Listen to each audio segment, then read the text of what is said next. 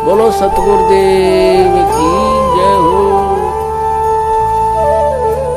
बोलो सतगुरुदेव की जय हो।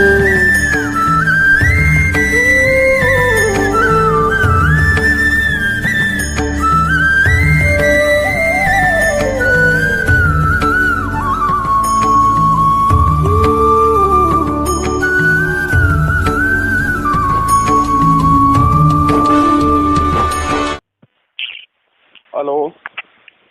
हेलो सर साहब भगत जी। सत साहिब जी। हाँ जी, वो थोड़ा इसके बारे में मतलब जी मतलब भंडारे वंडारे होते हैं ये जी। हाँ भगत जी होते हैं ना, मेरठ में होते हैं जी। नहीं वो तो होते हैं जी, मतलब जो हम तो गांव की बात कर रहे हैं, हम गांव में है जी। कौन से गांव में? हम तो जी समस्तपुर से बोल रहे जी। कहाँ पड़ता है ये जी शामली के पास। शामली। अच्छा अच्छा। हाँ जी। हाँ बताओ भगत जी, क्या पूछ रहे हो? हाँ जी सर, गाँव में आस पास भंडारे होते हैं, मतलब जो है अलग अलग तरह के, तो उनमें भी जाना। ये सतलोक आश्रम और मैनेजमेंट वाले करते हैं ये। हाँ जी। और इनको किसी प्रकार का कोई आदेश नहीं है। वैसे भंडारा करना बुरा नहीं है, लेकिन ये लोग अपने स्वार्थों के लिए करते हैं। इनका मकसद किसी को ज्ञान समझाना या मोक्ष प्राप्ति का मार्ग पकड़वाना नहीं है। इनका मकसद है इन भंडारों के माध्यम से लोगों का भीड़ इकट्ठी करके ज्यादा से ज्यादा दान करवाने का। हाँ जी। हाँ जी। हाँ, इनका मकसद ये है बड़े भाई। वरना गुरुजी के सत्संग तो भाई अगर आप भगत है तो आपके मोबाइल में भी हैं, टीवी चैनल पे भी हाँ आता है, आपके पास पुस्तक भी होंगी। ये तो करते नहीं बैठ के, ना ही वहाँ पे गुरुजी आते। वहाँ तो केवल उनकी डीवीडी तो लगाई जाती है। हाँ जी। तो वो सत्संग तो भगत जी आपके घर में भी हैं, लेकिन वहाँ जाने के बाद अब आपको खुद ने ये चीज सोचनी है कि वहाँ वास्तव में सत्संग होता है क्या। क्या वहाँ पे गुरुजी जब तक सत्संग करते हैं उस समय के अलावा क्या वहाँ पे सत्संग है, क्या वहाँ पे सत्य का संग है? ये बात आप लोगों ने स्वयं सोचनी है भगत जी। और जी एक जैसा मतलब हम क्या मतलब ये है जी, जैसा गांव में आसपास होता है भाई, जैसा गांव में भंडारा करते हैं, देवी का भंडारा है या फिर किसी का शिव का भंडारा है, तो उसमें गांव में लोग बुलाने आते हैं और जैसे में क्या बस यह सहयोग दो, तो उसके लिए क्या उसमें क्या करना चाहिए? भगत जी ये अनन्य भक्ति है। इस भक्ति में केवल एक परमात्मा को ही अपना पति स्वीकार करके और उस तरीके से पतिव्रता धर्म को अपनाते हुए भक्ति करनी पड़ती है। अन्य देवी देवताओं ब्रह्मा विष्णु महेश भैरव भूत पितर कोई भी हो चाहे भगत जी, हमें किसी के भंडारे में कीर्तन में जागरण में नहीं जाना है, चाहे कोई कितना ही प्यारा हो, कितना ही निकट संबंधी हो। हाँ जी। आप उन्हें समझाइए, समझता तो ठीक है, अगर वो नहीं समझता तो फिर हम उसकी बात क्यों क्यों समझें? हाँ जी, वो थोड़ा सा उसकी है थोड़ी शंका थी जो है, कुछ थोड़ी सी ये बात दिमाग में थी कि मालिक ने कहा कि जो है भंडारे मतलब जो है अब जहाँ पर जीवित जो है धर्म भंडारे होते हैं, मैं वहाँ पर अवश्य आता हूँ। धर्म भंडारे के लिए कहा है गुरुजी ने, भंडारे के लिए नहीं कहा। धर्म भंडारे का नाम ये लोग भी देते हैं, लेकिन अब जो गुरुजी ने हमें ज्ञान दे दिया उस ज्ञान से हमें स्वयं निर्णय करना कि वास्तव में असली धर्म भंडारे कहाँ होते हैं। क्योंकि ना तो इन लोगों का कोई धर्म है, ना ईमान है, ना इनका कोई भगवान असली है, ना इनकी कोई मर्यादाएं हैं, तो धर्म भंडारे कहाँ से हो गए? धर्म भंडारा तो केवल यही है संत रामपाल जी महाराज जी का जो चलता है भगत जी। और संत रामपाल जी महाराज जी के यहाँ भी असली धर्म भंडारा कहाँ हो रहा है वर्तमान में, वो भी आप लोगों ने सोचना पड़ेगा। हाँ जी। तो बहुत भगत जी भक्ति मार्ग में परमात्मा ने इसीलिए तो हमें तत्व ज्ञान दिया। हमें हर एक चीज को सुई की तरह भगत जी कुरच कुरच कर देखना पड़ेगा, क्योंकि इस मार्ग में पग पग पर ठग बैठे हैं, ठग। सबसे ज्यादा पाखंड उसी मार्ग में फैलाया जाएगा जिस मार्ग से हमें मोक्ष मिलना हो।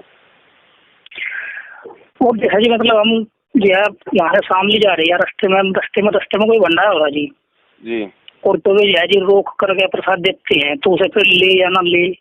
भगत जी ये देखो ऐसा है, आप किसी डॉक्टर के पास गए हॉस्पिटल में, आपको शुगर हो रही है, डॉक्टर ने आपको कह दिया भैया तुझे तो शुगर हो रही है, और यदि तूने मीठा खा लिया तो अपना जिम्मेदार तो खुद होगा, यानी तेरी मौत होगी।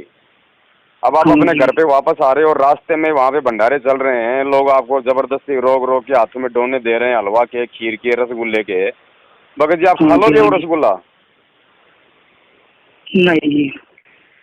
तो भगत जी हमें इतना ही सीरियस होके हमें गुरु जी की बातों को भी लेना पड़ेगा। हमें जन्म और मरण का रोग है, और ये जो देवी देवताओं के भंडारे हैं भगत जी, ये रसगुल्ले हैं, रसगुल्ले।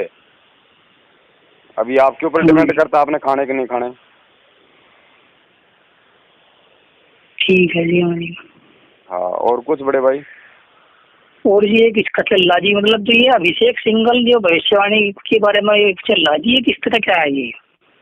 भगत जी आजकल तो अभिषेक सिंघल के पास क्यों जाते हो? सतलोक आश्रम मैनेजमेंट का प्रत्येक भगत ही नास्त्रदमस बना हुआ है। मैनेजमेंट ही खुद नास्त्रदमस है। आपको पता है पिछले 4 सालों में इन्होंने कितनी भविष्यवाणियां की हैं? सबसे पहले तो इन्होंने 2016 में भविष्यवाणी की कि भाई गुरुजी 6 महीने में आएंगे। फिर वो 6 महीने बीत गए। फिर उन्होंने कहा कि गुरुजी 2018 में बैंड बाजों के साथ आएंगे। फिर इनकी वो भविष्यवाणी फेल हो गई। फिर 6 महीने पहले मध्य प्रदेश के स्टेट कोऑर्डिनेटर विष्णु साहू ने कहा कि अगर 6 महीने में गुरुजी नहीं आई तो मैं मेरी गर्दन कटवा लूंगा। उसकी वो भविष्यवाणी फेल हो गई। फिर गुरुजी की बेटी मंजू ने कहा कि गुरुजी अगले 3 महीने में बाहर आ जाएंगे। उसकी भी भविष्यवाणी फेल हो गई। तो भगत जी बेचारा वो सिंगल तो बहुत छोटा सा इंसान है। सबसे बड़े नास्त्रदमस तो खुद संत रामपाल जी महाराज जी के परिवार वाले और ये सतलोक आश्रम मैनेजमेंट बना हुआ है। जब इनकी भविष्यवाणियां फेल हो रही हैं तो वो बेचारा कौन सा फिर बड़ा भविष्य वक्ता आ गया? अरे सारनाम लेने के बाद जिस आदमी की भविष्यवाणी फेल हो रही है, या तो उसके पास सारनाम नहीं है या फिर वो निकम्मा अपनी मर्यादाओं में नहीं है। हाँ जी। हाँ तो भगत जी दूसरे भविष्य वक्ताओं पे ध्यान मत दो। गुरुजी ने जितना बताया हमें उतना ही ध्यान देना है। ना ही तो गुरुजी जब जेल गए तो किसी को ये कहा था कि मैं जेल जाऊंगा फला फला तारीख को। अब वापस आएंगे तो किसी को बताएंगे नहीं कि मैं फला फला तारीख को मैं वापस आऊंगा। हाँ जी। तो भविष्यवाणियों के चक्करों में ना पड़े और परमात्मा ने जो ज्ञान दे दिया उस पे अमल करें तो ज्यादा अच्छा है बड़े भाई। हाँ जी, ये तो हर बात ठीक है आपकी। और दूसरी बात भगत जी, भविष्यवाणी वो होती है जो किसी भविष्य वक्ता के बोलने के बाद हो, वही होती है ना भविष्यवाणी कि भाई आज मैंने बोल दिया कि 2 साल बाद ऐसा होगा और 2 साल बाद यदि ऐसा होता है तो उसको भविष्यवाणी कहा जाता है कि इसने 2 साल पहले बोल दिया था। अब ज्ञान गंगा पुस्तक में इन लोगों ने 2014 के बाद मिलावट कर दी 173 नंबर पेज पे, 149 नंबर पेज पे, और नास्त्रदमस का नाम ठोक दिया कि नास्त्रदमस ने कहा है उस हिंदू संत के ऊपर देशद्रोह का मुकदमा लगेगा। अब ये मिलावट इन्होंने कब करी? बरवाला कांड के बाद, जिस समय गुरुजी को देशद्रोह की धारा लग गई। अब अगर जी ये भविष्यवाणी कहाँ है? ये भविष्यवाणी तो जब होती जब इन लोगों ने 2014 से पहले ही उस पुस्तक में लिख दिया होता। लेकिन इन मैनेजमेंट वालों ने तो ये बात गुरुजी को देशद्रोह का मुकदमा लगने के बाद लिखी है। तो वो घटना तो हो गई पहले और लिखा बाद में, तो भविष्यवाणी कहाँ हुई वो? हाँ जी, तो ठीक है। तो इसीलिए तो हम कह रहे हैं कि इन पुस्तकों में इन लोगों ने मनमाने रूप से मिलावट की है भगत जी, और मिलावटी पुस्तकें बेच के ये भगत समाज परमात्मा का दोषी बन रहा है। हाँ जी। हाँ, अब निर्णय आप भगत जी संगत ने करना है। हर कोई नहीं बताएगा इन बातों को बार बार, ना किसी के पास इतना टाइम है। हमारे भी बाल बच्चे हैं, हमारे भी सब कुछ है बड़े भाई, फिर भी परमेश्वर ने इतनी सेवा दे रखी है, करवा रहे हैं परमात्मा। अब हमारे पास भगत जी कोई मतलब कोई मशीन थोड़ी लगी हुई कि भाई हम उस मशीन को घुमाएंगे तो हमारे अंदर वो सारे सबूत आ जाएंगे, सारी बातें आ जाएंगी। है अब हमें भी परमात्मा ने वही ज्ञान दिया और सबको वही ज्ञान दिया। तो भगत जी सबने परमात्मा से प्रार्थना करके और मालिक से मांगनी पड़ेंगे नहीं ये बात कि परमात्मा हमें भी वो सद्बुद्धि दो परमात्मा कि हम भी सही गलत को पहचान सकें, और आपने हमें जो भक्ति मार्ग बताया है, जो सही मार्ग बताया है, उस पे आपकी मर्यादाओं में हम चल सकें। लोगों के पीछे होके चलेंगे तो कैसे सतलोक जाएंगे भगत जी? हम जानवर थोड़ी हैं, इंसान है भगत जी। जानवर को डंडे से हाँका जाता है, हम इंसान है भगत जी। अगर आज भी यदि हम मैनेजमेंट वालों के डंडे से चलेंगे तो भगत जी हम जानवर हैं, फिर हम भगत नहीं है। हाँ जी, तो भगत जी सोचना पड़ेगा हर बात पे, हर पॉइंट पे। हम कब तक हम परमात्मा को दुखी करते रहेंगे? वो थोड़ा सा इसीलिए पूछना पड़ेगा क्योंकि हमारी 2 मतलब जी है जी थोड़े दिन पहले टिटोली आश्रम सब दे लिया था जब पहले। अच्छा अच्छा। तो आज इसके बाद में जो है बरवाला कांड था, उसके बाद में बहुत बाद में हाँ जी, तो इसीलिए कुछ चीजों का पता था जी उसके बारे में। तो फिर आपकी वीडियो देखने के बाद में पता लगा। खैर शुक्र है जी, वहाँ पे भी जो है रोहतक, वहाँ पे भी एक बार भी चढ़ा नहीं हुआ जी। ठीक ही रहा जी, बहुत बढ़िया दया रही परमात्मा की। और देखो भगत जी यदि कोई अनजाने में चला भी गया है, अनजाने में इनको पैसा भी दिए हैं, अनजाने में चाहे नाम भी ले लिया, उन आत्माओं का दोष नहीं है भगत जी, क्योंकि वो तो बेचारे भोले हैं, श्रद्धालु हैं। उन्होंने तो गुरु का ज्ञान समझ के सब कुछ किया, उनको क्या पता कि ये क्या बबन रहा है। तो उन आत्माओं का दोष नहीं। लेकिन जब जिस दिन उनको सच्चाई का पता चल जाए उसके बाद भी अगर वो उसी राह पे चलते हैं तो भगत जी फिर वो परमात्मा के दोषी हैं। क्योंकि परमात्मा कहते हैं कि जानबूझ सांची तजय करे झूठे से ने, उसकी संगति है प्रभु शौपन में भी ना दे। और जो अनजाने में कर रहा है उसके लिए मालिक कहते हैं कि वे शरण पड़े को गुरु संभाले, जान के बालक भोला रहे, कहे कबीर तुम चरण चित्रा को ज्यों सुई में डोरा रहे। भगत जी भोले को तो परमात्मा संभाल लेता है, लेकिन जिस दिन उस भोले बच्चे को ज्ञान हो जाता है उसके बाद भी यदि वो अपना भोलापन दिखाता है तो फिर परमात्मा माफ नहीं करता भगत जी, फिर उसको दंड भोगना ही पड़ता है किसी भी रूप में। हाँ जी। तो भगत जी जब तक सतगुरुदेव जी नहीं आ जाते हैं तब तक उन्होंने हमें जो ज्ञान दिया है, जो भक्ति दी है, जो मर्यादा बताई है, उसको फॉलो करते हुए अपना काम धंधा करो और अपने घर पे रहो। कम से कम फालतू में ये मैनेजमेंट वालों के पीछे कुकर्म करके, राजनीति करके, आरक्षणों में जाके गुरुजी को तो बदनाम ना करें। हाँ जी, हाँ जी। और अपनी तो भाई ये भविष्यवाणी चक्कर तो आपने उस यूट्यूब पर देख रही थी वीडियो, उसमें अचानक सी आएगा जी, तो उसने ये बता रखा कि भाई जो है 2019 से और 2022 के बीच में कोई सुप्रीम होगा, जो है जो प्रधानमंत्री रहेगा, राष्ट्रपति रहेगा, पर जो सब टोटल पावर है वो जो है उस सुप्रीम के हाथ में आ जाएगी। कोई बात नहीं भगत जी, अगर भविष्यवाणी है और यदि ऐसा होना है तो गुरुजी ने बोल रखा है। वो तो गुरुजी ने कह रहा है कि भाई किसी खगोल भगोल के ज्ञाता ने अगर अपनी वो गणित लगा के बोल दिया कि फला तारीख को सूरज इतनी बजे निकलेगा और सूरज इतनी बजे निकल जाता है, तो गुरुजी कहते हैं अगर वो ना बताता तो भी सूरज ने तो निकलना ही था। हाँ जी, हाँ जी। तो भगत जी जब हमें गुरुजी ने बता दी सारी बातें पहले कि इस पूरे विश्व में मेरे अलावा कोई सतगुरु नहीं, कोई ज्ञान देने वाला नहीं, कोई मोक्ष करने वाला नहीं, और आने वाले समय में इस पृथ्वी पे सतयुग जैसा माहौल आएगा, एक झंडा होगा, एक भाषा होगी, मतलब एक छत्र सत्य का राज होगा, तो गुरुजी से बड़ा कौन सा भविष्य वक्ता जिसपे हम लोग विश्वास कर रहे हैं? हमारी पीढ़ी तो ठीक है जी। हमारा सबसे बड़ा भविष्य वक्ता हमारा गुरु है ना भगत जी। हाँ जी। और गुरुजी ने जो भविष्यवाणियां हमें बताई हैं, जैसे बहन फ्लोरेंस है, नास्ट्रेडमस है, इन्होंने तो लाखों भविष्यवाणियां की हैं, हजारों भविष्यवाणियां की हैं, लेकिन इनकी भविष्यवाणियां मतलब की कौन सी और कितनी मतलब की सत्य है और कौन सी अपने इस मार्ग में सही है, वही भविष्यवाणियां गुरुजी ने बताई। हमारे को वही स्वीकार्य होने चाहिए, बाकी नहीं। हाँ जी, हाँ। हाँ, तो इस भ्रम में ना पड़ के और हमें गुरुजी ने हमें जो गोली दवाई दी है, जो भक्ति की खुराक दी है बड़े भाई, उनके आने तक हम उन्हें खाते रहें तो ज्यादा अच्छा रहेगा। हाँ जी, बस ये है भाई कभी मतलब गुरुजी के सामने दर्शन नहीं करे, वो नहीं करे, तो इसलिए जी मन में कोई बात सुन के जो है फिर आ जाए। मतलब ऐसा कुछ नहीं होता भगत जी। भगत जी देखो, शास्त्रों में लिखा हुआ है यदि 1 साल तक किसी भगत ने अपने गुरु का दर्शन नहीं किया तो वो नाम रहित हो जाता है। लेकिन वो कंडीशन भगत जी अलग होती है। जैसे गुरुजी 2006 में गए थे जेल में, 2 साल तक रहे, तो इसका मतलब उन 2 सालों में तो फिर सबका नामखंड हो गया होगा। और आज पिछले 4 साल से गुरुजी को किसी ने दर्शन नहीं दिए, तो आज तो सबका नामखंड हो गया होगा। लेकिन ऐसा नहीं है, वहां पे मालिक का कहने का अर्थ कुछ और है। यदि आपके गुरु आश्रम में हो, सामान्य स्थिति में हो, और आप भी अपने कार्य क्षेत्र में सामान्य स्थिति में हो, गुरु से नाम ले लिया हो, और उसके बाद भी यदि आप 1 साल तक आश्रम में नहीं जाते हो, गुरु का दर्शन नहीं करते हो, सत्संग सुनने नहीं जाते हो, तो इसका मतलब ये होता है कि आप उस नाम को छोड़ चुके हो, आप भक्ति नहीं करना चाहते हो, तो आप उस परमात्मा से दूर माने जाओगे। और यदि आपका गुरुजी किसी कारण से आपसे दूर है, 1 साल 2 साल, आप अपने गुरु से मिलना चाहते हो लेकिन आप किसी कारणवश मिल नहीं पा रहे, तो भगत जी ऐसी स्थिति में नामखंड नहीं होता है। जैसे गुरुजी ने बताया किसी का पैर कट गया और 1 साल तक भगत जी वो खाट में पड़ा रहा, अब उसकी मजबूरी है भगत जी आश्रम में जाना, वो नहीं जा पाता, लेकिन वो रोज रोता है अपने परमात्मा के लिए, उनके दर्शनों के लिए। तो गुरुजी कहते हैं उस स्थिति में उस भगत का नामखंड नहीं होता है। वो तो जानबूझ के, जो इतना ज्ञान लेके भी और जो जानबूझ के अपने गुरु के सत्संग ना सुनने जाए, दर्शन ना करने जाए, भगत जी उसके लिए है वो बात। जी जी।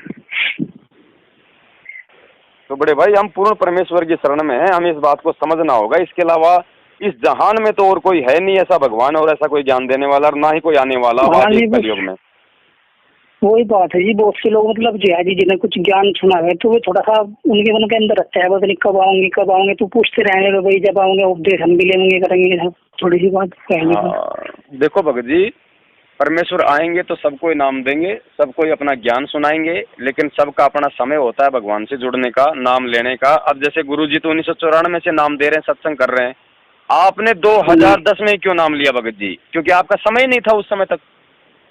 तो जो आत्माएं सोच रही हैं कि हम उनसे नाम लें, उनको आप समझाओ कि भाई भक्ति मार्ग में गुरु से जुड़ने का एक समय होता है, उससे पहले गुरु से आप नहीं जुड़ सकते, चाहे कितनी कोशिश कर लो। अगर आपको ये ज्ञान अच्छा लग रहा है, गुरु अच्छा लग रहा है, तो गुरु ने जो मर्यादा बताई है, जो सत्संग बताया, वो सुनो और वो मर्यादा निभाओ, बुराइयां छोड़ो, अपना भक्ति रूपी खेत को संवारो। जैसे ही गुरु आएगा और तुमने जो खेत को संवारा है, तो संवरे संवराए खेत में अगर गुरु नाम रूपी बीज डालेगा तो कितनी जल्दी से फसल पैदा होगी जी। तो गुरु के आने तक गुरु का सत्संग सुनना, गुरु की मर्यादा निभाना भी भगत जी जाप करने में आता है, मंत्र जाप करने में आता है। क्योंकि जब हम गुरु का सत्संग सुनेंगे तो कहीं न कहीं तो वो मंत्र आ ही जाते हैं। जी जब हम गुरु की आरती करेंगे तो कहीं न कहीं तो वो मंत्र गुरु बोल ही देता है, तो गुरु के माध्यम से हमारे भी तो कान में जा रहे हैं। हाँ जी, हाँ जी। तो भगत जी चाहे पेट के दर्द की गोली चाहे आप दुकान से लो और चाहे मेडिकल से लो, वो तो अपना काम करती है। जी। तो आप इन आत्माओं को इस तरीके से समझाओ। और फिर भी यदि वो भक्ति करना चाहती हैं तो भगत जी मेरठ में संकल्प नाम दीक्षा दी जाती है। संकल्प नाम दीक्षा क्या होती है कि आप मंत्र को छोड़ के जो भी आप आरती करना, दीपक जलाना, सत्संग सुनना, मर्यादा निभाना, आप जो भी कर रहे हो ना, वो सारी क्रियाएं गुरुजी को संकल्प करके वो सारी क्रियाएं चालू कर सकता है और मंत्र गुरुजी ही देंगे आने के बाद। तो गुरुजी ने बताया कि तब तक उस आत्मा के 500 यज्ञ बनेंगे। यानी डॉक्टर जब किसी का ऑपरेशन करता है तो डायरेक्ट ऑपरेशन नहीं करता, पहले उसको ग्लूकोज लगाता है, ऑपरेशन के लिए तैयार करता है। जी। तो गुरुजी को पता है कि अभी इसका संस्कार नहीं है, तो उस आत्मा को ये 500 यज्ञ करके अपने आप को ग्लूकोज लगा लेना चाहिए कि जब तक गुरुजी आएंगे तब तक मैं नाम के लिए तैयार हो जाऊंगा। जी। तो इस तरीके से आप उनको समझा सकते हो। गुरुजी से जुड़ने की यह भी एक विधि है भगत जी। और गुरुजी ने बोल रखा है कि जिस दिन किसी भी आत्मा ने मेरा ज्ञान समझ के और मुझे सतगुरु रूप में स्वीकार कर लिया, उसी दिन से मैं उस आत्मा को काल के जाल से मुक्त करवाकर अपनी शरण में ले लेता हूँ। और यदि वो टाइम पे आरती करता है, मर्यादा निभाता है, घर में दीपक जलाता है, सत्संग सुनता है, तो उसको मैं वो सारे लाभ दूंगा जो एक मर्यादित उपदेशी भगत को मिलते हैं। जी। ये है भगत जी। अब मैनेजमेंट वाला है तो भगत जी क्यों किसी को संकल्प दिलाएंगे? इनको तो पता है कि नाम दिलाओ, अब नाम लेगा तो फिर गुरुजी को परेशान करने के लिए 4 बार हिसार भेजेगा, उधर गुरुजी को गालियां निकलवाएंगे। क्यों? वहां जो भगत जाता है बेचारा वो 10 गाली तो पुलिस वालों की खुद खाता है, 5 गालियां अपने गुरुजी को दिलवाता है कि ये देखो रामपाल ढोंगी के चले आ गए। ठीक है, उसके बाद फिर वो ज्योति का पैसा कर देगा बेचारा, पाठ का पैसा देगा। तो भगत जी ये लोग तो 10 रुपए की पुस्तक देके और 10-10, 15-15 हजार रुपए एक आदमी से कमा रहे हैं, तो इनको नुकसान कहाँ है? ये मंत्र क्यों नहीं देंगे? जी नंबर एक और कमाल कर रखा है जी। इसमें जो ये अंध शुद्ध भक्ति वाला है, ये पुस्तक है ये जी खतराई जान जी, उसके अंदर 60 शब्द भी लिख दिया गया। ये 60 शब्द इसके बाद में ये दिया जाएगा, बताओ। उन्होंने जो है करीम नाम से अभी जो है एन सीन काफ करके और काफ के क्या के सारे में करीम बना है, तो जो है उसमें 60 शब्द भी लिख दिया, पता नहीं किस तरह क्या कर रही। कितने नंबर पेज पे बड़े भैया? ये मैं आपको देख कर बता दूंगा अभी 2 मिनट में जी। चलो बड़े भाई आप मुझे बताओ एक बार कितने नंबर पेज पे है ना। ठीक है जी। सत साहिब जय हो बंदी छोड़ की। सत साहिब।